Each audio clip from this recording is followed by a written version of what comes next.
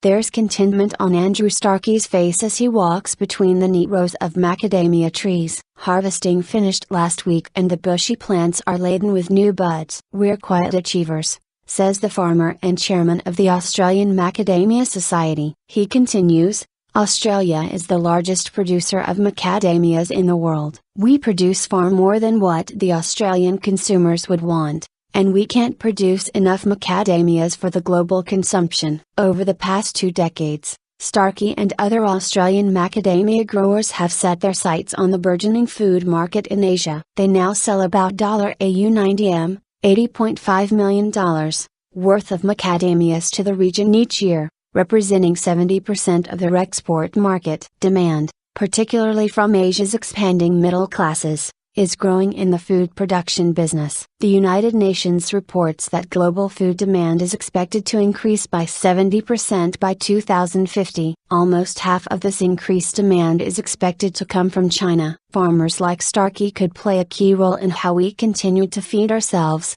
and where Australia sits at the table. Food insecurity. Australia's federal government has launched an ambitious plan this year, which aims to make the nation the food bowl of Asia. The National Food Plan allocates $28.5 million Australian dollars, $26 million, for research into Asian food markets and aims to increase the value of food exports by 45% in the next 12 years. It follows the release of the government's Australia in the Asian Century White Paper last year, which outlines plans to build stronger diplomatic and trade relationships with countries in the region. The food bowl concept, to me, is a viable concept, but it's only viable at providing high-quality food of guaranteed safety and guaranteed specification. It's not providing enough food to feed Asia, because we just can't do that. Snow Barlow, professor at University of Melbourne. Experts have pointed to various flaws in the plan to ramp up food exports to Asia,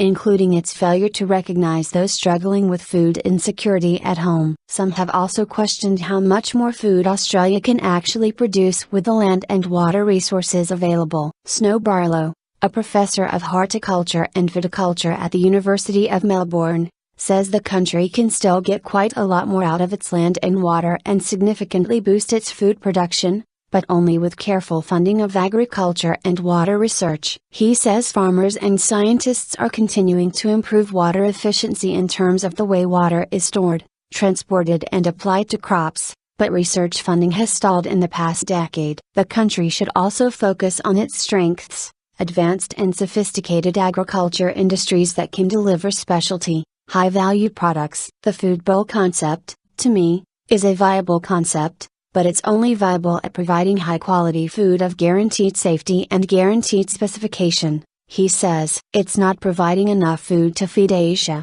because we just can't do that." Rivers of gold. Barlow notes that Australia is barely on the radar in terms of the amount of food it can contribute to Asia, with the nation able to feed about 60-80 million people at current levels of productivity. Asia's population is more than 4.1 billion and counting. In July, the federal opposition issued its own food bowl plan, setting its sights on the untapped land and water resources of northern Australia as potential rivers of gold. Announcing the plan, the Liberal National Coalition's finance spokesman Andrew Starkey said, "Developing the north, where more than 60% of the country's rain falls, but is largely unused, could help to double Australia's agriculture output." In previous debates about the potential for a food bowl, the key missing ingredient was the presence of a huge developing market on our doorstep, Rob wrote in an opinion piece in the Australian newspaper. The percentage of the world's middle class in our Asia-Pacific region is expected to explode from 28% to 66% by 2030, or more than 3 billion people. This will be the century of food security. The dream of harnessing the North's resources for food production has been around for decades, but any attempts to make it a reality have so far failed. Job creation. While there are vast land and water resources, the climate is harsh, soils are often fragile and low in nutrients, and infrastructure is lacking. Expanding agriculture and urban development in the north is also likely to have a significant negative effect on indigenous people, with many having strong cultural connections to the land and river systems. However, the Institute of Public Affairs, the public policy think tank, has welcomed the coalition's move to recognise that Northern Australia could become the driving force of the Australian economy in coming decades. Developing the North further will create wealth and provide jobs for all Australians, both in the North and in the South, it said in a written statement. The North remains underdeveloped and it is fantastic that the coalition is looking to unleash its potential. Prime Minister Kevin Rudd announced his own,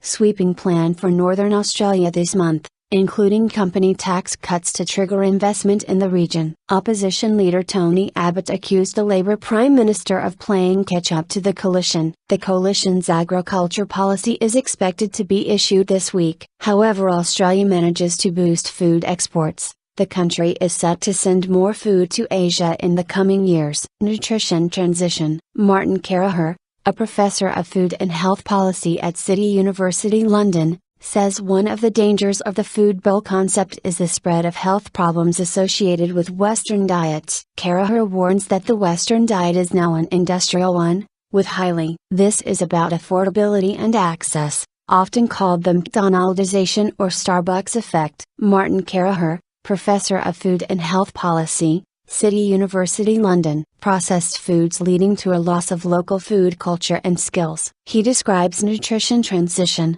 where the rich and middle classes shift to Western-style diets which are high in fat, salt and sugar, and initially cost more than local foods so only the well-off can afford them. Later, these dietary habits spread to the rest of society and the rich and middle-income groups start eating healthily or revert back to so-called peasant diets. This is about affordability and access, often called the McDonaldization or Starbucks effect. Carraher says, imports often distort local food systems by undercutting them and in the short term making them unsustainable. This results in people leaving the land and the development of larger farm units, less employment in rural areas and creating new food insecurity among both the urban and rural poor. Meanwhile, in Australia's picturesque Northern Rivers region of New South Wales, there's work to be done at the macadamia farm. The 16,500 trees on Starkey's plantations are about to start flowering, so it is time for fertilizing,